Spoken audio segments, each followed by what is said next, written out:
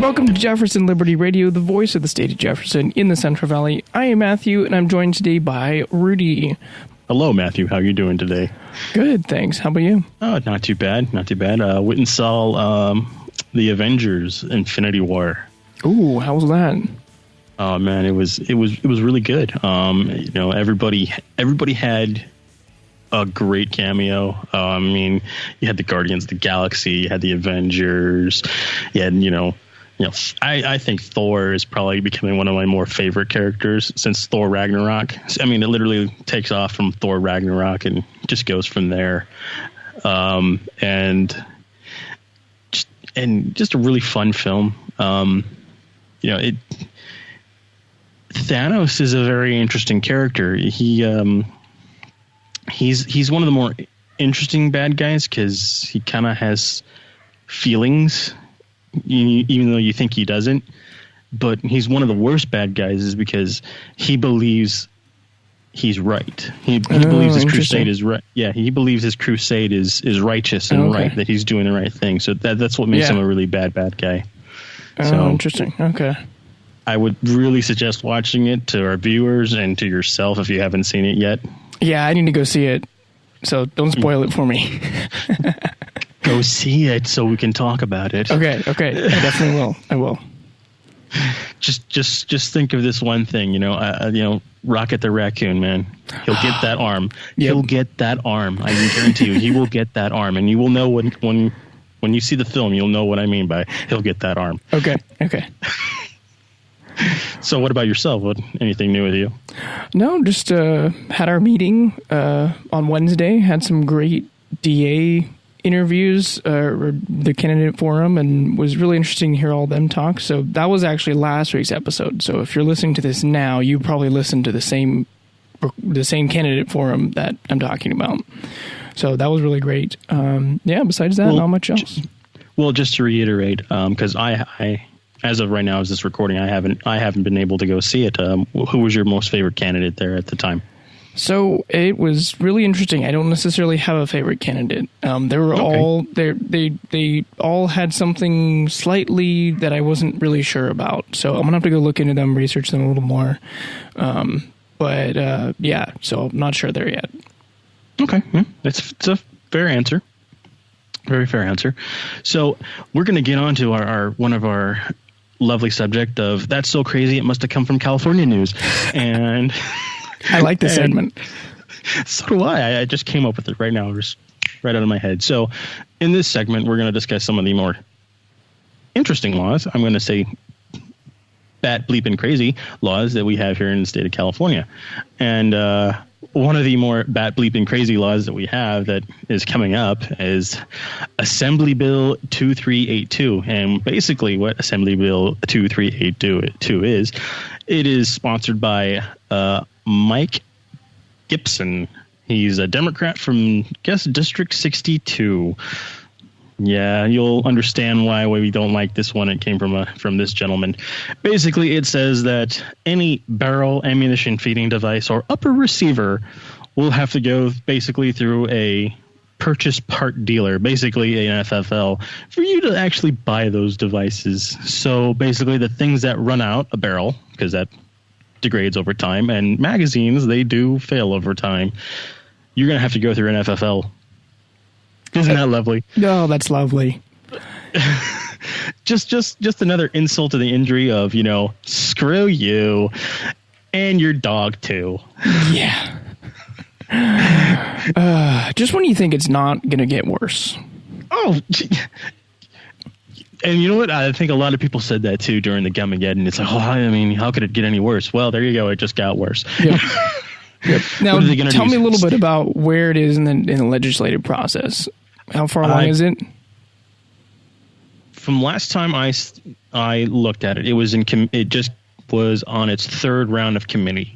Okay, so it's gone a little far. It's gone a little far. It has, which is. I would say that they're being stupid if it gets in front of the Assembly and goes to the Senate and gets to be signed in by, our Lord and Master Jerry Brown. But I would say that this is a clear violation, much like the ammunition deal of the Interstate Commerce Clause. Yeah. Oh, yeah. I mean, this isn't like it's a firearm. I mean, this isn't like the trigger control group of an AR-15, the lower receiver. These are barrels. These are magazines. These, most law-abiding people here in the state don't have 30-round magazines. And if they do, they were, grandfathered in from the 80s. Right. Yeah. So, and you can't use an upper receiver without the lower receiver anyway, so that it doesn't make sense. They're just trying to change the definition of a gun so, they can basically screw over more people. That's basically all it is. Screw over the little guy. That's all it is about. Yeah. So, but we do have some good news about some gun stuff. So, the California Rifle and Pistol Association, which I would suggest everyone go take a look at if you live in the communist state of California. And they have recently did legal charges of the ammunition sales restriction. So, I mean, it's in court now. Oh, fantastic. And yes, it is in court. We will have notations in our descriptions as well. Right now, it's on the NRA legal website. And basically what it says is the NRA and the California Rifle Pistol Association are going through U.S. District Court of the Southern District of California, challenging the state's new restrictions to the sale of transfer ammunition, which is great. I believe, great. And it actually does state in the lawsuit that it is a U.S. Constitution, well as the Commerce Clause. So it basically says that this law does screw around with the Commerce Clause, which is great because it does. That is great. Yeah, that's great. We have way too many things, especially relating to guns, that violate that clause. Oh, yeah. Yeah. I really do hope this goes through a little bit more. We will be looking at this, folks. But again, I would suggest everyone do the research. We do have links in our description about this. So please go check it out and support the NRA and the California Rifle and Pistol Association. They're the good guys. Yep. They're trying to get the bad guys. So in the next, I'm sorry, we have to go from bad to good to a little bit more bad. And this is more of a discussion about it because I feel that this is one of those things that are just kind of like really stupid in terms of their excuses. So one of the things is the mileage tax. See, because we just can't get screwed enough on SB1. We got to get screwed again on everything else. How many miles we drive too? Because they're just not gonna. They say they're doing this for fuel efficient vehicles, hybrids and just electric cars because they use the road too when they're screwing the road. I don't know. I've got a little Prius, little Prius. It's got little dinky wheels, and if it's causing a lot of problems on the road, please God, tell me now. But they're going to charge you for every mile you drive. That's just insane. Yes. And do you remember how much per mile? I don't remember off the top of my head. Right now, they were in like some type of like beta testing right now with 5,000 people. So they said they've ended that beta testing, and unfortunately there isn't a lot of news about it. The most latest news I can get about this thing is December 8th, 2017. And if anybody in our group that listens that has any information on this, I would wholeheartedly please tell us. Yeah, definitely. Because Google sometimes tells you what they want you to see, not what we want to see. So yeah. Nothing yet about the charging. They just said that we need to figure out a way how to track you. Oh, that's the side. Lovely. That's the side I'm thinking about too. Like, how are we going to track this thing? And one of the suggestions, like always, like some Democrat does, is we'll just put something in your car to track your mileage. Yeah, no, that's lovely. You're going to put a device in my car to track me. And it's in the video interview. He goes, "You have a phone. You're being tracked constantly, but I can turn off my phone." I can turn off my phone, and it's my choice whether or not I want to be tracked. If I don't want to be tracked, then I don't either take my phone with me, turn it off, don't install an app that tracks me, and the government doesn't necessarily track me directly. Maybe they have access through Google Maps or something in a back door, but it's not a voluntary, it's not an involuntary, government will force me to be tracked. Yeah, that's a very clear violation of privacy. That's and myriads of other things in addition to that. Well, I mean, if they're thinking about tracking you in this one way, why don't we just shove a tracker up your rear and say, have at it? Yeah. You know, we'll charge you by the mile how you walk now, or the air you breathe. You know, that's coming soon too, folks. That's coming soon too, because we all live we all live in the great communist state of California. Yep. I wouldn't be surprised. We start saying great and glorious leader Brown. Well, luckily he's out, but I don't know if that's a good thing or a bad thing. Oh no, we'll get the used car salesman Newsom. There we go. I mean, whenever I see that guy, I really just think he should just be like on a used car lot, and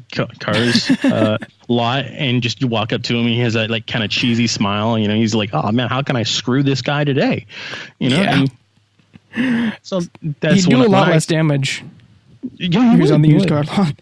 Yeah, but that's what I see when I see Gavin Newsom, Gavin. Oh, sorry, whatever. The pretty boy up there. Yeah. But no. This is one of the more heinous things, and let's be frank here. They're not going to take away the gas tax if they bring in this tax.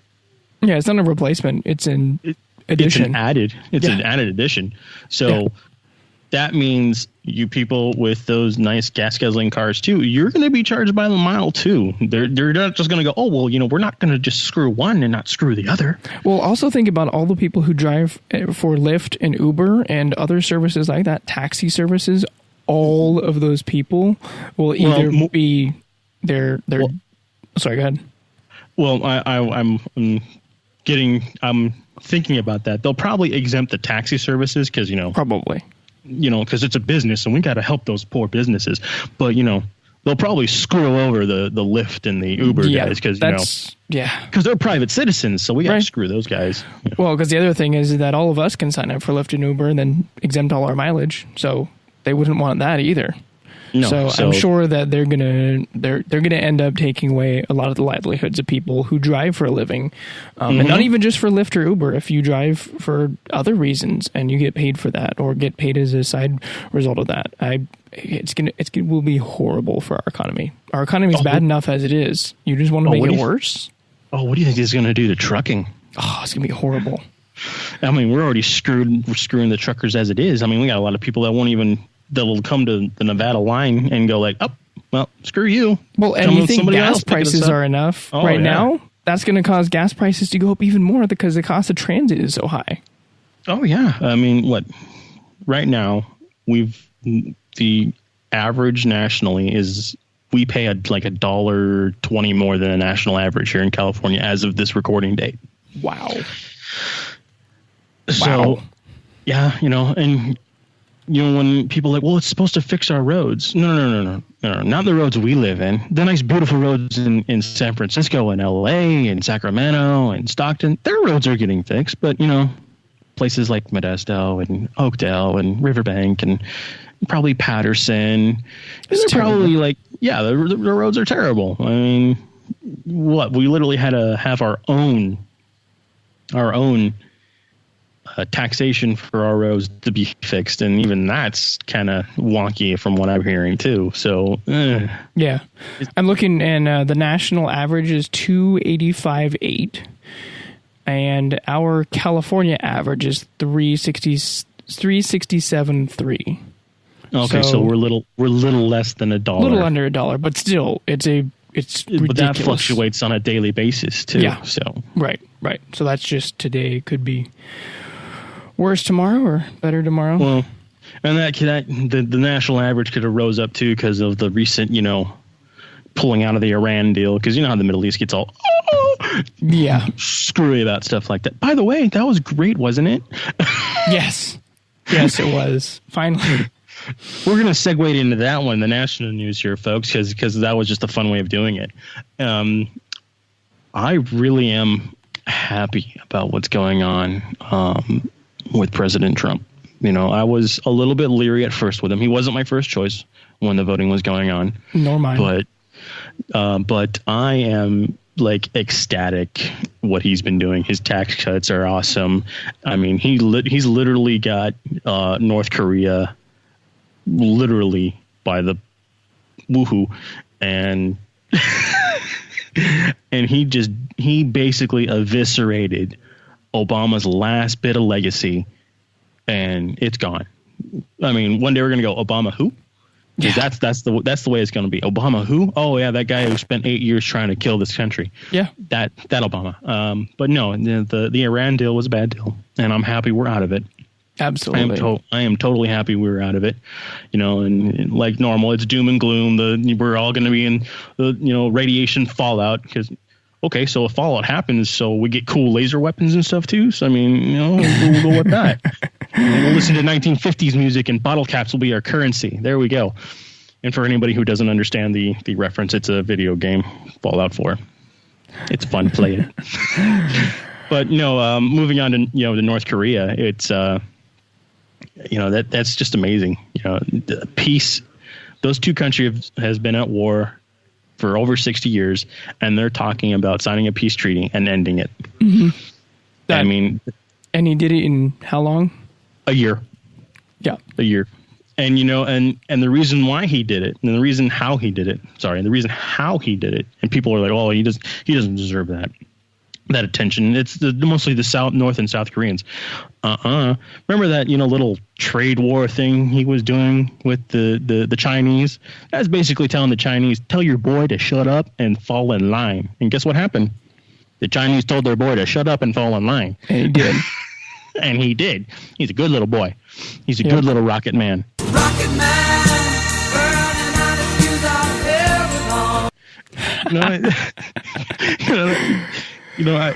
that's the funny thing about Trump. He has that. He's got that funny disposition.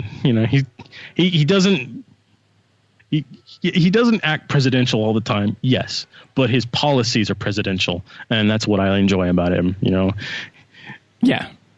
Plus, I thought it was funny when he told Kim Jong-un. It was like that's great, but I have a bigger button and it worked. Oh, I thought that was absolutely hilarious. It's so funny. About 50% of his tweets, maybe a little bit more, are those types of tweets, and they're absolutely hilarious. And I'm just dying of laughter. And then you start to read all the replies back to it, and you have all these people who just missed the point, and they're mad at him because he insulted somebody, and it's so funny. Or like if you're on the left, oh my God, he's going to start a war or a tweet. Tweet. It's like, come on, folks. It's just a tweet. Yeah. And it's actually a pretty funny tweet too. So just. Or his Rocket Man tweet. I thought that was absolutely hilarious. It was so funny. It was. Oh man, it was. I mean, there's a. And people notice it too. I think people are starting to notice it too with Trump. He's making Americans feel good about being an American. Yeah. Basically like Reagan did back in the 80s. When I was, a wee little baby, Reagan made people feel good about being American because, being American is great. We do good things in the world. We're not just a bunch of piss ants. I mean, if you look at some of our news people, yeah, but that's for another discussion for another time. Maybe one day we'll talk about the news. But no, I'm really enjoying this roller coaster known as Trump. I'm on the Trump train now. I'm full steam ahead on the Trump train. Dude, let's do it. let's just ram it all together. Let's just do it. He's doing a good job. I think he's doing the best job that he can, given the current administration, the folks that he has to work with, and despite the media. Oh, I mean, even with what he's got mostly like 90% of the media is against, all the media stuff is bad news for him.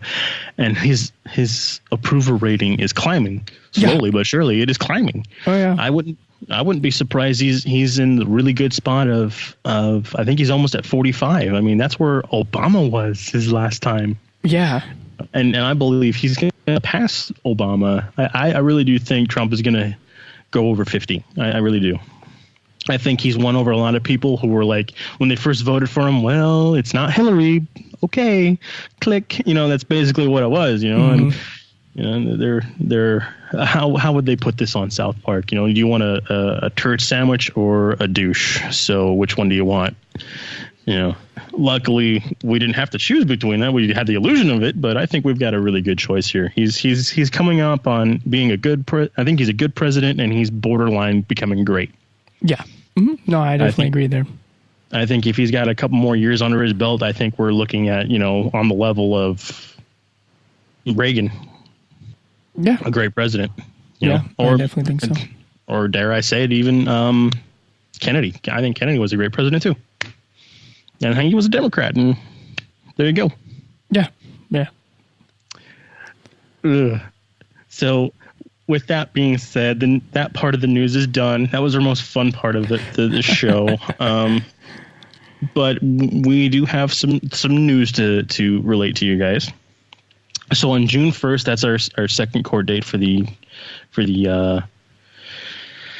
I am sorry. I just had a little bit of for the Citizens of Fair Representation. See, folks, don't have allergies at this time of year because it's not fun. Oh, it's terrible. I have them too. Terrible. It's terrible. Sometimes, the other morning, I felt like I wanted to take a hammer to my head, and that's how bad it was. But again, June 1st is the Citizens for Fair Representation court date. So we need as many people as we can to be there. If you have work, we understand. Like myself, I have work. Matthew has work. We will have people in the courthouse from our county, and we'll be interviewing one of those people. I won't say who it is, but I will say that it is a firecracker person. So I will say that. If anybody can guess who that individual is, you deserve a cookie. But it's June 1st, around 9 a.m. to 12 p.m. at the Robert Matsui Courthouse. That's 105 I Street, Sacramento, California, 95814. Now, again, I would say if you're going by yourself, be there at least 30 minutes before the court hearing starts. And if you're coming with a bunch of people, again, the same thing, be there about 30 minutes before it starts. So that's the court where the court case is happening. And then there'll be another court date on the 15th. More information to come when that happens. And again, there is a video right now of Mark Beard, and I would suggest everyone going and watching that as well. That's on YouTube on the Jefferson Declaration name. It is a really good video. I suggest everyone watch it. We'll have a link in the description if you want to take a look right now. Hit that link. Watch him. Yep. I will say that he says something very interesting about the Tim Draper things, and I totally agree with him. So, again, I would encourage you to listen to it to find out what he said about Tim Draper's quasi-dumb plan. So, again, thank you for listening to our episode. I know it was a nice, short and sweet episode. I would encourage people to listen to our brothers and sisters over at the Jefferson State of Mine at KCNR1460.com. And that is between the hours of 9 and 10. And then the other radio show on the same day on Sunday is KAHI.com. And they are between the hours of 10 and 11. I've personally met the individual who sponsors that show. He's a really nice guy. Actually, he was one of our interviews for the gun rally that was last month. So he was one of the gentlemen we interviewed. Really nice guy. So again, I would like to say thank you to all our listeners out there. And if Matthew, do you have anything else to bring to the table? Any discussions to the forum? I do not. I would like to thank everybody for listening. This episode has been sponsored by Owls Certified Safe and Lock. Owls offers locksmithing services and alarm systems for a range of applications, including burglary, fire, tamper, medical emergencies, and much more. Owls has been locally owned and managed in Modesto for nearly 70 years, and with thousands of loyal and Owls has been locally owned and managed in Modesto for nearly 70 years, and with thousands of loyal and satisfied customers, you can be sure that Owls will meet and exceed your needs. For more information, call 1-800-700-4780 or go to owlsalarm.com. That's ALSALARM.com. Thank you so much to Owls Certified Safe and Lock for sponsoring our show. And if you're interested in sponsoring our show, head over to jeffersonlibertyradio.com, or you can email us at sponsors@jeffersonlibertyradio.com. And as always, if you have any questions or feedback, please feel free to head over to our website or email us at feedback@jeffersonlibertyradio.com. We would absolutely love to hear from you. Thank you so much for listening, and we'll catch you next week. Bye, folks. Have a nice night.